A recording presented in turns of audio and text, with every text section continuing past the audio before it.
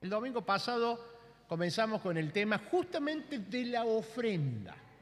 Pero antes de llegar a ver qué dice la palabra de Dios con respecto a la ofrenda, y yo dije, hay 2 capítulos en la Biblia, en el Nuevo Testamento, que hablan de eso, vamos a hablar un poquito sobre aspectos generales. Y lo vimos el domingo pasado y yo quisiera repasarlo muy rápidamente porque sé que hay algunos que no han estado. Y yo tenía acá puesta la bolsa y también tenía lo que a veces utilizamos como norma general en la iglesia, el sobre, lo tenía puesto acá colgadito para que lo viera. Y yo preguntaba, ¿qué es eso que nosotros llamamos la ofrenda, el acto de ofrendar? Y yo preguntaba, ¿es una actividad? ¿Es un área? ¿Es un momento de la reunión? ¿Es un pasatiempo? Y llegamos a la conclusión, yo dije, tengamos presente que el acto de ofrendar que hemos hecho ahora, que lo hacemos cuando ponemos el sobre, cuando entregamos algo al Señor, es un servicio. Es un servicio. Yo lo traducía en otra palabra que me gusta un poquito más. En vez de servicio dije que es un ejercicio. Esto sí lo vamos a entender un poquito más. Y a algunos no nos gusta mucho el ejercicio físico, pero es un ejercicio espiritual. Y yo mostraba y mencionaba el domingo pasado que hay ejercicios espirituales que los hacemos individualmente, como ser la oración, la lectura, la meditación, el estudio, la confesión, la consagración, el ayuno, la adoración, la alabanza, ejercicios espirituales. A mí me gusta mucho la lectura y me gusta mucho la meditación. Y a veces yo me quedo con un tema, con una palabra, y medito en ella. No es que me siento y me queda dando vueltas días y semanas. Y mientras voy caminando, mientras voy trabajando, mientras hago, me sigue dando vuelta el tema. Eso es meditación. Es en forma individual. El Espíritu va guiando. Son ejercicios espirituales muy importantes para la vida espiritual. Lo hacemos individualmente. La oración, la lectura, el estudio, la alabanza, la adoración. La alabanza y la adoración no es solamente lo que nosotros hacemos aquí en la iglesia y que nosotros lo representamos con la música. Y quise dibujar una clave de sol, Hernán, ¿no? Bueno, no es eso. Ejercicios espirituales individuales. Forma parte la ofrenda. Pero también estos mismos ejercicios espirituales los podemos hacer congregacionalmente. Eso es lo que decíamos. Espirituales, individuales y congregacionales. Que ya como iglesia nos juntamos para orar. Nos juntamos para alabar a Dios. Solemos cantar, vine a alabar a Dios. Nos juntamos en ejercicio espiritual para adorar a Dios, para escuchar su palabra, para estudiar, como lo estamos haciendo en este tiempo. Ustedes y yo somos todos alumnos en esta clase. Y quiero decirte que la ofrenda es un ejercicio espiritual, individual o congregacional. Y muchas veces yo preguntaba, ¿para qué vengo a la reunión, al culto, a la liturgia? No me gusta utilizar la palabra, lo voy a decir porque ¿para qué vengo a la iglesia? Entonces yo vengo para escuchar la palabra de Dios, para alabar a Dios, para adorar, para estar en comunión con los hermanos. Venimos a la oración. ¿Vengo para ofrendar? ¿Vengo para ofrendar?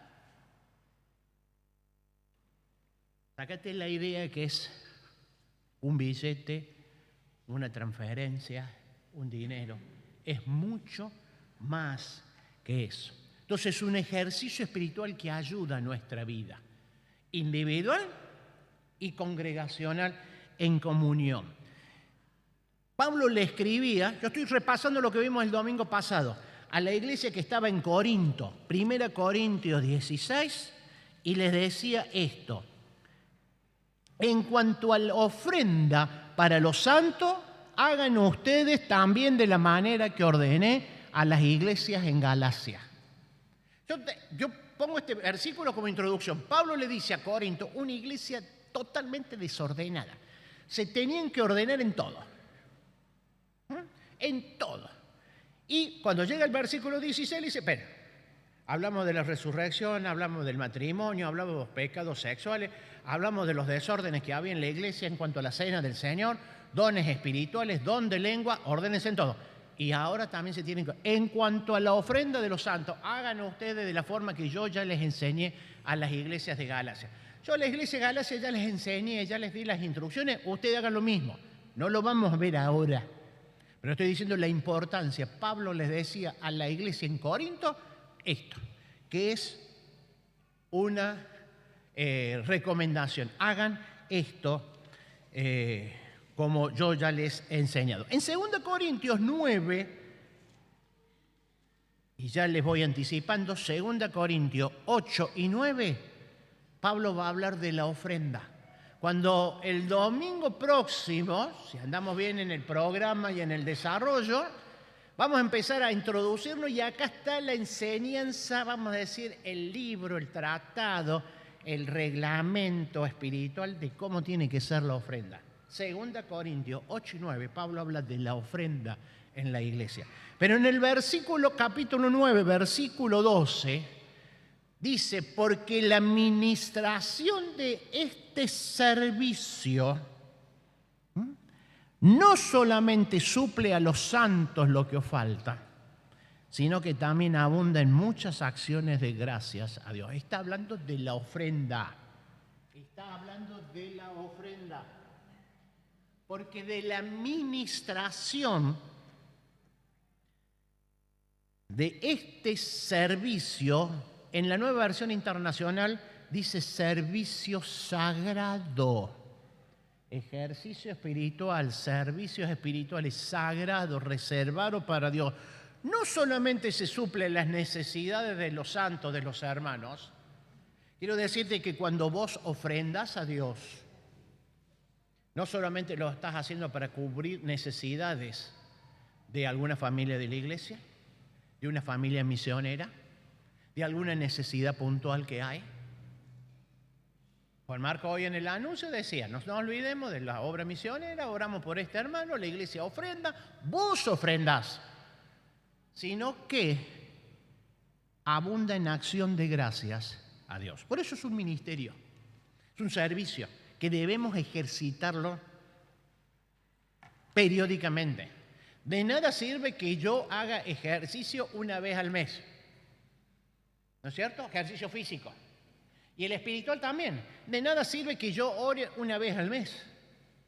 De nada sirve que yo hable la Biblia cada 2 meses, 45 días. Todos los días. Ejercicios espirituales. Y el domingo pasado habíamos marcado para que entendamos el concepto de la ofrenda y nos vayamos introduciendo. Yo quiero marcarles 3 principios. Y los vimos el domingo pasado, solamente los menciono. En primer lugar, Dios es dueño ¿de qué? De todo. Primera Crónicas 29, 11, 12. Tuya es, oh Señor, la magnificencia, el poder, la obra, la gloria. Ageo 2:8. Tuyo es el oro, la plata. Todo. Yo creo que la palabra todo, yo a veces lo digo, es la palabra que la entendemos y más difícil de definir. Porque ¿qué quiere decir todo? Todo. ¿Vieron qué fácil que se entiende y qué difícil que definirla? Todo es de Dios. Todo es de Dios. Y nosotros, ¿qué somos? Administradores. Entonces, hoy y de acá en adelante, quiero que cambiemos ese concepto que no tengo. Yo soy administrador. La Biblia utiliza un término que se usaba en la antigüedad, que era mayordomo. Es lo mismo. Somos mayordomos. Somos administradores de todo lo que Dios nos ha dado. Por lo tanto, yo quiero que cambiemos el chip. Los chicos entienden cuando dice que reseteemos nuestra mente espiritual y que digamos, no digamos esto, me compré un celular nuevo, un auto, me gané esto, sino que Dios confió en mí el celular nuevo, el auto. No somos dueños, somos administradores. Ya voy a volver un poquito más adelante con respecto a esto. Dios es dueño de todo. Dios controla todo.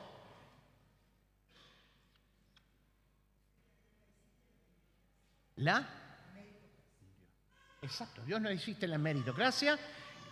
Dios controla todo. Dios es dueño de todo. Las dos posiciones que por año en el siglo pasado discutían de que la riqueza estaba en el capital, pensamiento capitalista, o la doctrina estaba en el socialista y que era el Estado el que debía repartir, decimos que no, Dios es el dueño de todo. No es el Estado, no es el dueño del capital, y se dieron grandes controversias. Bíblicamente Dios es dueño de todo. Dios controla todo. Todo controla. Controla el universo, las estrellas. No está Juan Marcos, que es un apasionado en eso. Dios controla lo que nosotros no podemos ver. Dios controla lo que sí nosotros podemos ver. Controla mi vida, decimos controla salud. Es fácil que Dios controla tu vida, tu salud, confía en Dios, controla la mía. Dios controla todo. Y Dios, el último punto, provee todo. Dios provee todo. Decía Pablo en Filipenses 4:19, mi Dios pues suplirá todo. Nuevamente la palabra todo. Todo lo que falta conforme a sus riquezas en gloria en Cristo Jesús. No conforme a lo que yo necesito. No conforme cuando yo miro el resumen de la tarjeta veo, todo lo que tengo que pagar. Todo lo que sea conforme a las riquezas de él, que puede ser mucho más que el resumen de la tarjeta. Dios provee todo. Dios provee todo. Primera Tesalonicenses 6. No, perdón, Primera Timoteo.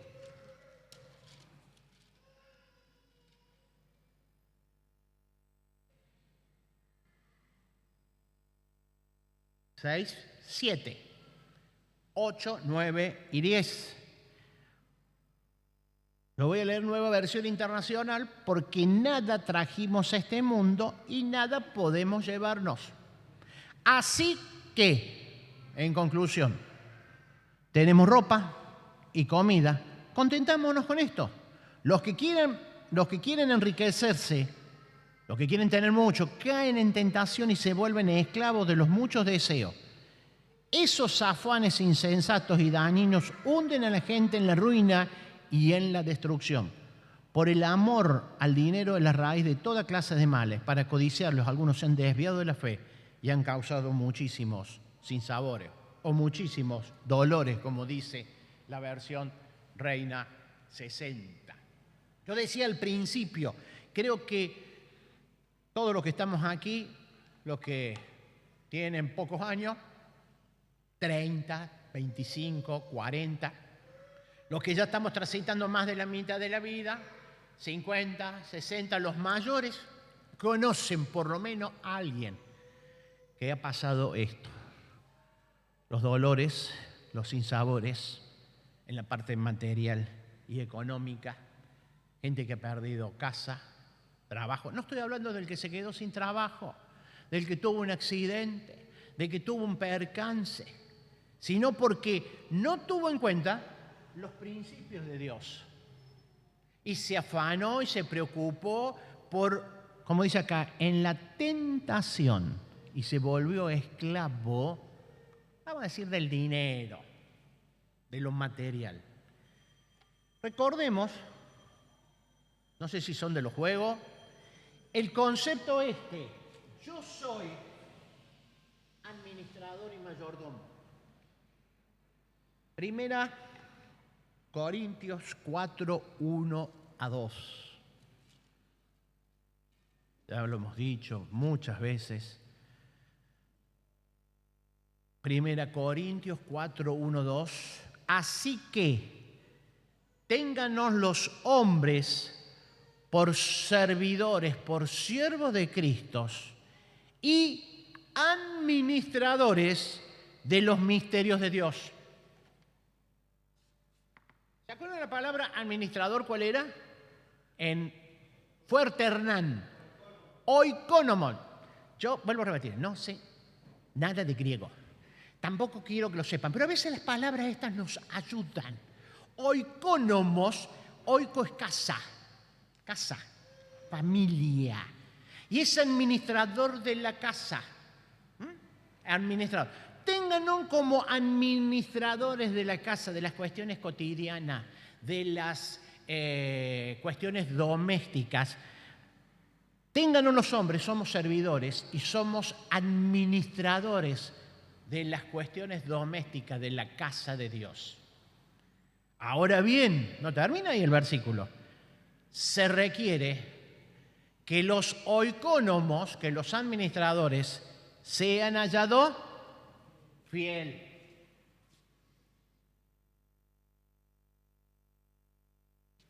Sean hallados, como dice la Nueva Versión Internacional, dignos de confianza. Cada vez que aparece la palabra fiel es digno de confianza. Se requiere.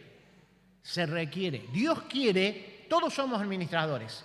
Y Dios pone condiciones para ese administrador. Quiere que seamos administradores fieles. Digno de confianza. Digno de confianza. Acuérdense el relato que yo siempre les dije. La mamá va a dejar a sus nenas. Rebeca va a dejar a las nenas al cuidado de alguien porque se lo va a dejar a alguien que sea digno de confianza, fiel. Dios requiere de sus administradores que sea hallado fiel. Primera Pedro 4:10.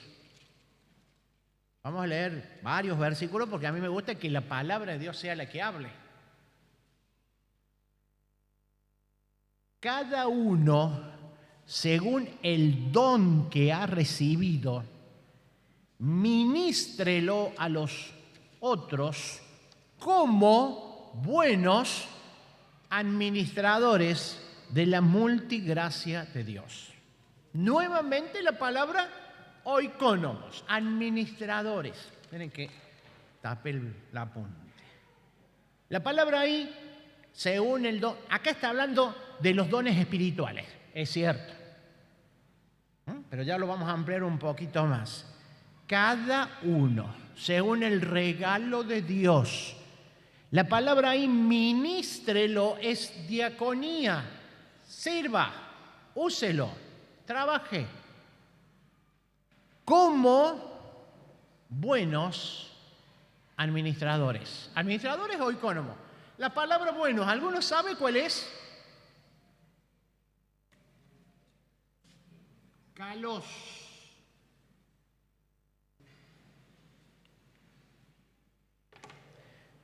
Estamos en el grupo de WhatsApp del barrio. ¿Alguno conoce algún plomero? Y yo pongo el contacto y digo, sí, este plomero es un buen plomero.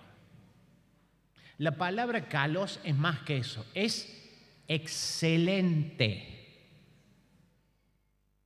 ¿Alguna vez vos pusiste, este es un excelente plomero? ¿Es un excelente electricista? Es mucho más. Y acá no está diciendo que sea buen administrador. ¿Entienden la diferencia? Cada uno sirva a otros excelentemente como un buen administrador. Excelente. Excelente. Ojalá nosotros podamos decir que el hermano, la hermana, su servicio y su ministerio es excelente. Esto es lo que está diciendo Pedro. Ministrelo, úselo, sirva a otro en forma excelente. Y yo quisiera que ahora marquemos qué hemos recibido de Dios. ¿Qué regalo? Acá habla de don, que es regalo. ¿Qué hemos recibido de Dios? Podemos decir, sí, la vida, la salud, pero ¿qué es lo que nosotros podemos usar para usarlo excelentemente? Yo quisiera marcar, ahí habla de don. En primer lugar tenemos un don natural.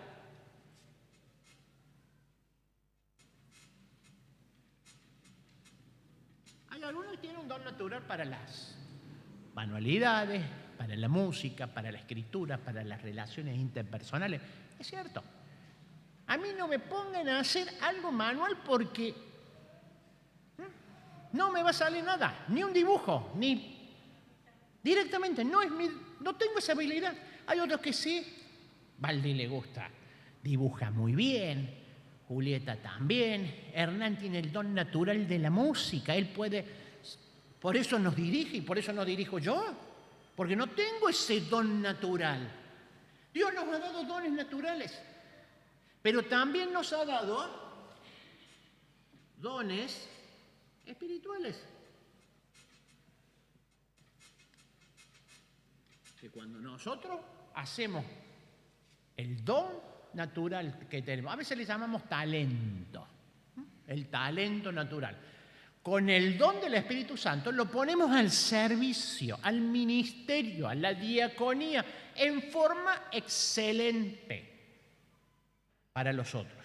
Pero también hemos recibido de parte de Dios dones materiales.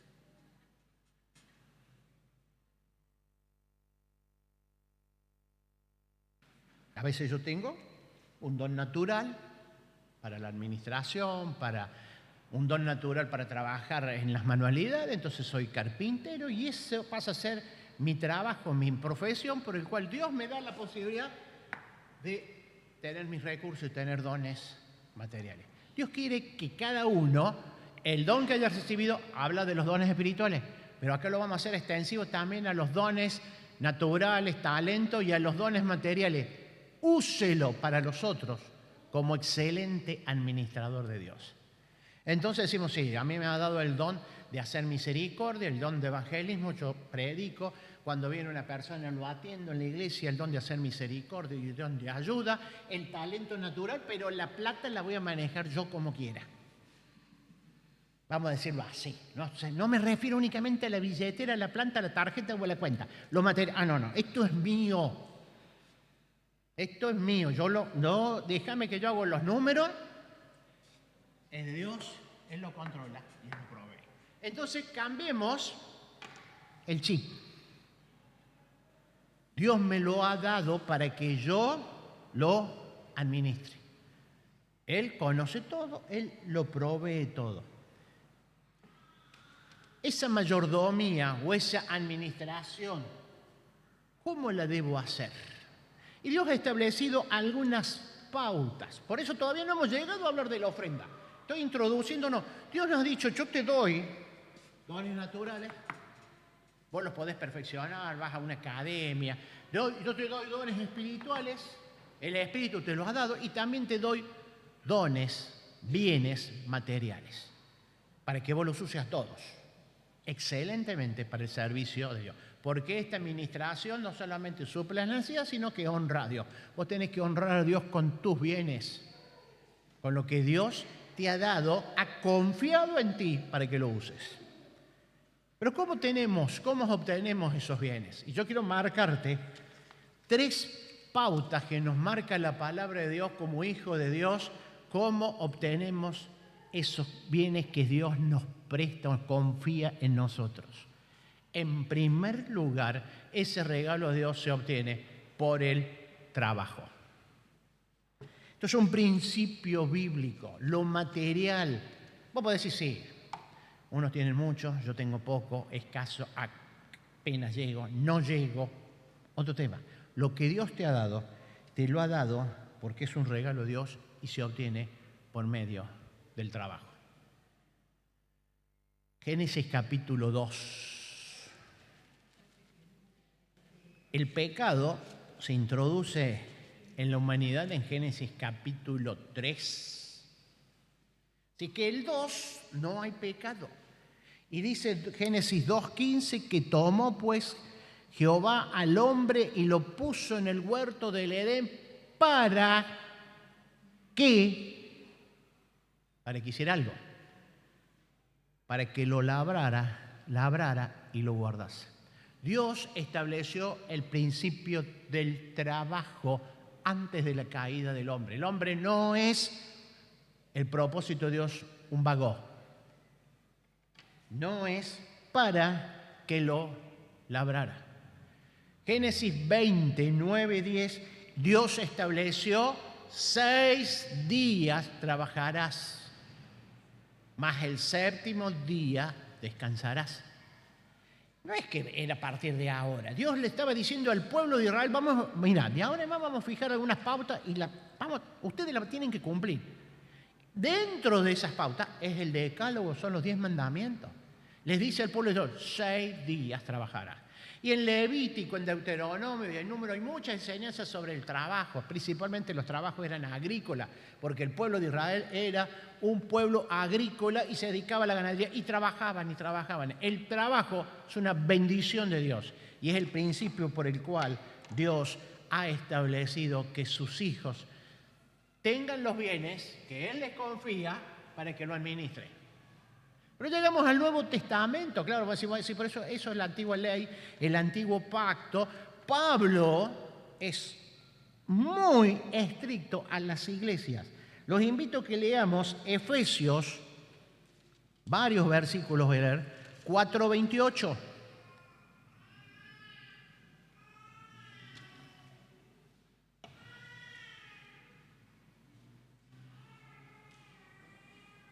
Pablo dice, el que robaba no robe más, sino trabaje honradamente con las manos para tener que compartir con los necesitados. Acá no está hablando del robo. No es solamente ese robo. Hay muchos otros tipos de robos. Sino trabaje con sus manos. En Malaquías, el pueblo le decía, ¿en qué te hemos robado, Señor? Si nosotros venimos y ofrecemos los sacrificios, venimos todos los sábados, todos los domingos vengo a la reunión, canto, alabo, no falto ninguna reunión, escucho todos los mensajes. Ustedes me han robado, le decía Dios en Malaquías, en vuestras diezmos y ofrendas. En vuestro, no pensemos que metimos la mano en la bolsa, en vuestro administración. Trabajé honradamente. Seguimos, segunda Tesalonicenses, vamos Colosenses, ya que lo tenemos, acá vamos en el orden. Colosenses 3.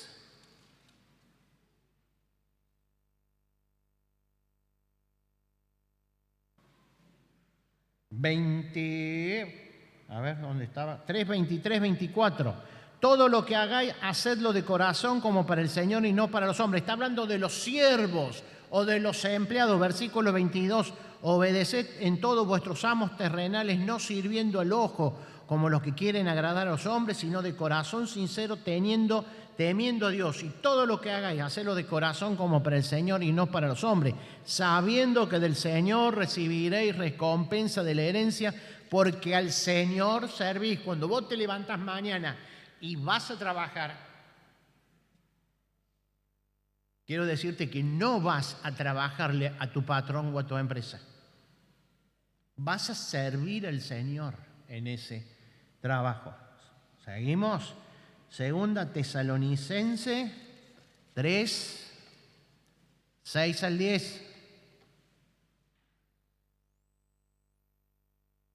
Hermanos, en el nombre del Señor Jesucristo, les ordenamos que se aparten de todo hermano que esté viviendo como un vago y no según las enseñanzas que recibieron nosotros. Estoy leyendo Nueva Versión Internacional. Ustedes mismos saben cómo deben guiar vuestro ejemplo. Nosotros no vivimos como socios entre ustedes. Pablo está dando su ejemplo. Yo no fui un vago entre ustedes, ni comimos el pan de nadie sin pagarlo. Al contrario, día y noche trabajamos arduamente sin descanso para no ser una carga ante ustedes.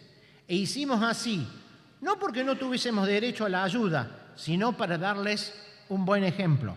Porque incluso cuando estamos con ustedes, les ordenamos esto, que el que no quiera trabajar, tampoco coma.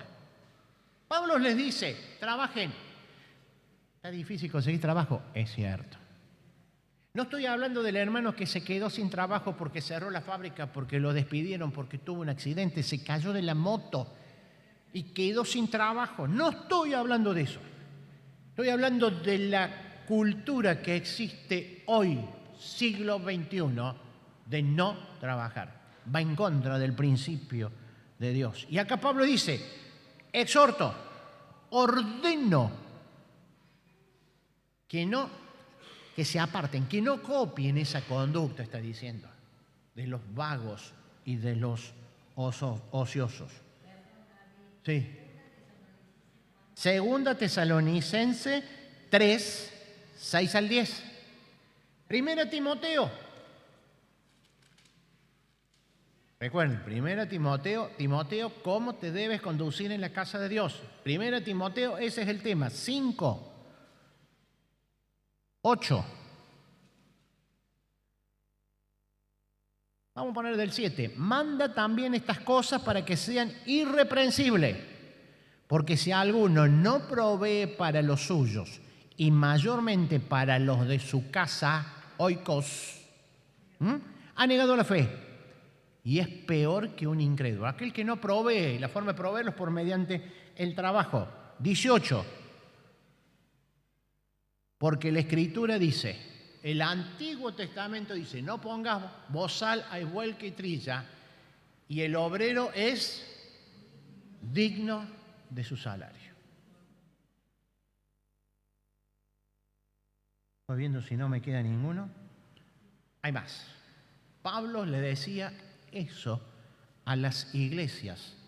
Cuidado con el ocio y la vagancia. Yo tengo acá muchísimos versículos que están en Proverbios. Yo sé que hay algunos que están anotando, lo anoto y también para que quede grabado. Proverbios 6, 9 al 10. Proverbios 10, 4. Proverbios 21, 25. Proverbios 24, 30 y 34. Leo algunos, lo que habla de un trabajo sabio. Proverbios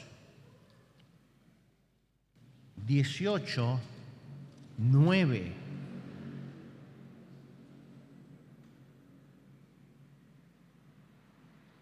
Está hablando de lo peligroso que es y dice, el que es negligente en su trabajo confraterniza con lo que es destructivo. El que descuida el trabajo es un destructor, está diciendo el sabio Salomón. El que no cuida su trabajo, el que es negligente, el que no trabaja, el que no cuida, está destruyendo su vida, su trabajo, su familia. Proverbios 22, 29. ¿Has visto a alguien diligente en su trabajo? Preguntaba sabio Salomón. Y va a decir que el que es diligente en su trabajo, el que es buen administrador, el que es excelente, acá lo ilustra, da una ilustración. Dice la Nueva Versión Internacional, se codeará con reyes y nunca será un don nadie. Es una ilustración. No quiere decir que va a estar en una posición económica alta, de prestigio, sino que está diciendo, va a disfrutar. la forma en que Dios nos da, confía en nosotros los bienes materiales, es a través de nuestro trabajo, que tiene que ser excelente. Yo cada vez que menciono esto, y perdone que lo voy a repetir, me acuerdo del administrador ejemplo del Antiguo Testamento que fue José. No puedo. Yo cada vez que lo leo, anoche repasando y copiando, lo leía y me conmueve. Lo conmueve. Y lo voy a mencionar. Génesis 39. 17 años tenía José. 17 años tenía José cuando los hermanos lo vendieron, lo mataron, lo pusieron en el pozo, está muerto, lo vendieron a Egipto. Pasa a ser versículo 3 y 4.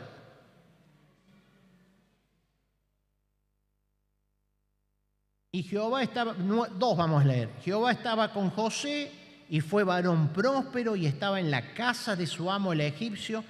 Y vio su amo que Jehová estaba con él y todo lo que él hacía, verbo hacer, y todo lo que él trabajaba, todo lo que él servía. Y Jehová hacía prosperar su mano. Así halló José gracia en sus ojos, en los ojos de su amo, y le servía. José servía a Potifar, era egipcio, era el dueño, era el que lo había comprado. Y él le hizo mayordomo de su casa, le hizo administrador, porque tenía confianza en él. Y entregó su poder todo lo que él tenía, 17 años. No tenía 50, no tenía 20 años de servicio. Recién llegaba a la casa de Potifar a trabajar, a servir. ¿Cómo era la administración de José a los 17 años? Era excelente, calos. En la casa, qué mejor. ¿Cómo nos gustaría tener el trabajo que tenía José?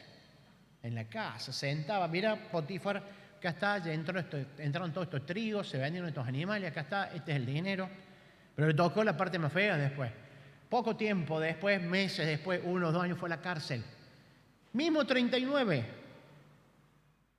Va a la cárcel. 20 y tomó su amo José y lo puso en la cárcel donde estaban los presos del rey. Y estuvo allí en la cárcel. Pero Jehová estaba con él. Con José. Y extendió su misericordia y dio gracia entre los ojos de la cárcel. Y el jefe de la cárcel, ¿qué hizo? Entregó en mano de José el cuidado de todos los presos que había en aquella prisión y todo se hacía allí lo que él decía. ¿Cuántos años tenía José? 17. Le demos un año más, 18. Y fue no a mandar a la cárcel, fue a servir en la cárcel. Y el carcelero dice, pero yo ahora ¿qué mejor que tengo? Tengo este muchacho 18 que ha venido y no necesitaban tener el jefe de la casa cosa alguna porque estaba el cuidado de José, porque Jehová estaba con él. Y lo que él hacía, trabajaba, servía, Jehová lo prosperaba. ¿Vos creés que esto es para José solamente? Si yo soy un buen administrador, calos, excelente, no bueno, excelente, Dios me va a prosperar económicamente. La bendición de Dios es la que enriquece. José no estaba para mandar. José estaba para servir. Vamos más adelante. 41 de Génesis.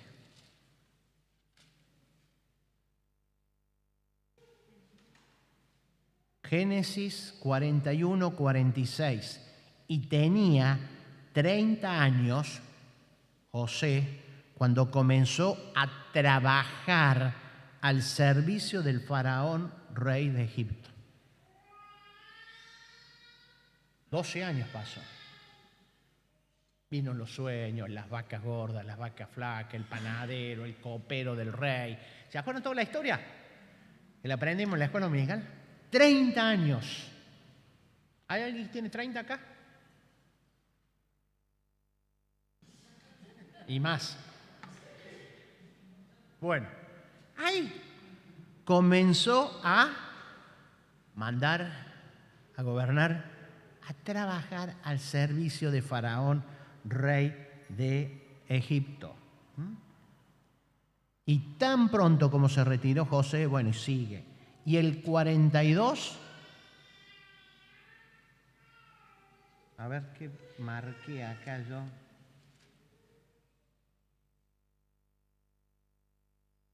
Sí, marqué un versículo, lo copié mal. Pero comenzó a trabajar. 7 años trabajando, juntando los años de vacas gordas. Y cuando vinieron los años de vacas flacas, esa expresión que a veces la escuchamos nosotros, está tomado de acá, abrió las puertas y comenzó a repartir, a administrar lo que él había tenido. Él fue excelente administrador. El Señor les dijo, bien, buen, siervo y fiel. Bien, Kalos, excelente, siervo y digno de confianza. Vamos a utilizar términos. Sobre poco ha sido fiel. En la casa del padre cuidaba las ovejas, miraba a sus hermanos. En la casa de Potifar comenzó de abajo, pero se ganó la confianza. En la cárcel comenzó de abajo, limpiando las letrinas. No lo dice la Biblia, pero comenzó de abajo. Sobre poco ha sido fiel, sobre mucho te pone. Son palabras del Señor. Entonces, la forma en que nosotros vamos a administrar nuestros bienes materiales es mediante el trabajo, mediante el servicio, trabajando. Dice Salomón, pasé frente a la casa de el vago y el ocioso. ¿Cómo la vio? Llena de yuyos, destruida. Vieron que por ahí pasamos y vemos las casas medias rotas, medias abandonadas. Las puertas se caen, las ventanas están destartaladas, llenas de yuyos, llenas de tela de araña. Esa es la casa del ocioso. ¿Cómo está tu vida, tu trabajo en el servicio del Señor? Estamos en hora, no sé si ya debe estar por sonar la campana. Quedan 2 puntitos más, 2 principios que Dios establece en la excelente administración de lo que Dios me ha dado. El primero, trabajando, honradamente. Segundo, lo vamos a ver el domingo que viene muy rápidamente, ahorrando. No habla de mezquindad, ahorrando. Y el segundo, planificando. Son principios de Dios, está en la palabra de Dios. Y después vamos a ver el ejemplo del Nuevo Testamento de otro administrador. Así como tenemos José, tenemos otro ejemplo donde sus palabras les va a decir, yo fui administrador y yo trabajé. Entonces, en esta administración que hacemos, de lo que Dios ha confiado en nosotros, no es mío, no me lo gané. Cuando vos vayas si trabajás todos los meses y ves que tu cuenta bancaria te depositaron el sueldo, no te lo ganaste. Dios confió en vos eso. Si tenés la jubilación que te pagan, el trabajo de mañana, vienen los clientes, te encargan el trabajo, te compraron, Dios ha confiado en ti para que vos administres eso, pero quiere que lo hagas excelente forma. Yo cuando repasaba anoche y escribía el borrador, me quedó esa palabra, como buenos, como excelente administrador. Ojalá que nosotros podamos a veces decir, yo tengo un plomero que es excelente, yo tengo un mecánico que es excelente, y sabemos, excelente no falla nunca. A veces es difícil, sí, el plomero puede que por ahí le falló el diagnóstico, pero Dios quiere que seamos excelentes administradores de lo que Él nos ha confiado. No pensemos que a Juan Marcos le dio más, a mí me dio menos, a aquel tiene más oportunidades. Él ha confiado en nosotros.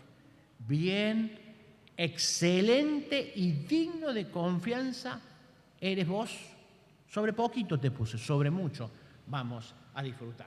Damos gracias al Señor por este tiempo de meditación en su palabra. Padre nuestro, damos gracias porque todo lo que desciende del cielo, desciende del trono de gracia, del trono de amor que ha sido derramado para nosotros.